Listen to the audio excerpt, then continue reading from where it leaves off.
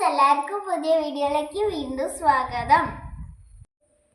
ഇന്ന് നമ്മളിവിടെ ഉണ്ടാക്കാൻ പോകുന്നത് കുഴക്കട്ടയാണ്. അതിന് വേണ്ടിയിട്ട് അര കിലോ ഗോതമ്പ് പൊടി എടുത്തിട്ടുണ്ട്.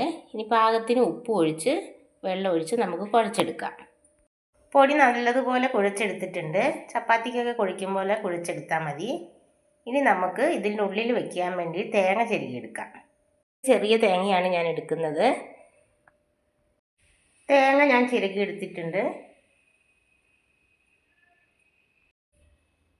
ഇനി നമുക്ക് സ്റ്റൗ കത്തിച്ച് ഒരു ഇഡ്ഡലി പാത്രം അടുപ്പത്ത് വയ്ക്കാം. പാകത്തിന് ഉണ്ട വേകാൻ പാകത്തിന് വെള്ളം ഒഴിച്ച് അടുപ്പത്ത് വയ്ക്കാം. അതിലേക്ക് ഒരു തട്ടും കൂടി വെക്കാം. ഇതിലേക്ക് നമുക്ക് 2 അച്ച് വെല്ലം കൂടി ചീകിയിട്ട് കൊടുക്കാം. തേങ്ങയിലേക്ക് ഞാൻ 2 അച്ച് വെല്ലവും ചിരണ്ടി ഇട്ടിട്ടുണ്ട്. ഇനി നമുക്ക് ഏലക്ക പൊടിക്കാം. മിക്സിൻ്റെ ചെറിയ ജാറ് എടുത്ത് അതിലേക്ക് 3-4 ഏലക്കയും ഒരു നുള്ളു ചെറിയ ജീരകവും ഇട്ട് പൊടിച്ച് എടുക്കാം.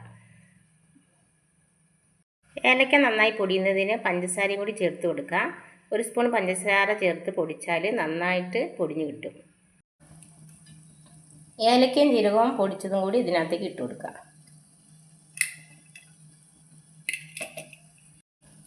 നന്നായി മിക്സ് ചെയ്ത് കൊടുക്കണം.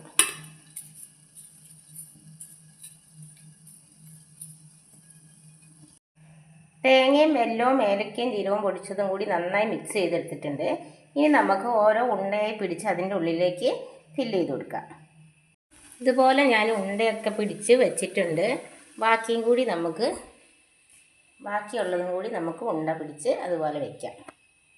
അങ്ങനെ ഞാൻ എല്ലാ ഉണ്ടയും ഇതുപോലെ പിടിച്ച് വെച്ചു. നല്ല ആവിയൊക്കെ വരുന്നുണ്ട്. ഇനി നമുക്ക് മൂടി വെച്ചിട്ട് ഒരു 15-20 മിനിറ്റ് വരെ വേവിച്ചെടുക്കാം.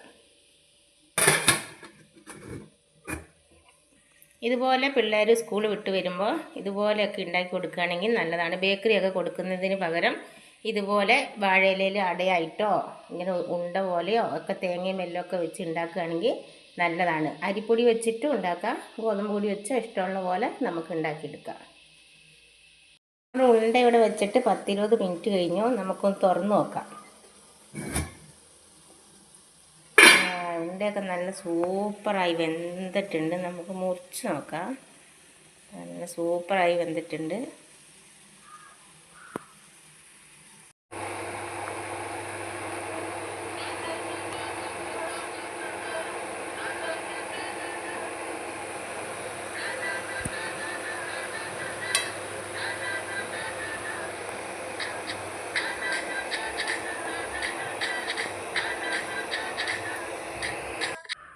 മഴയും തണുപ്പൊക്കെ അല്ലേ, നമുക്ക് ചൂടുണ്ടേയും ചൂട് ചായയും കഴിച്ചാലോ.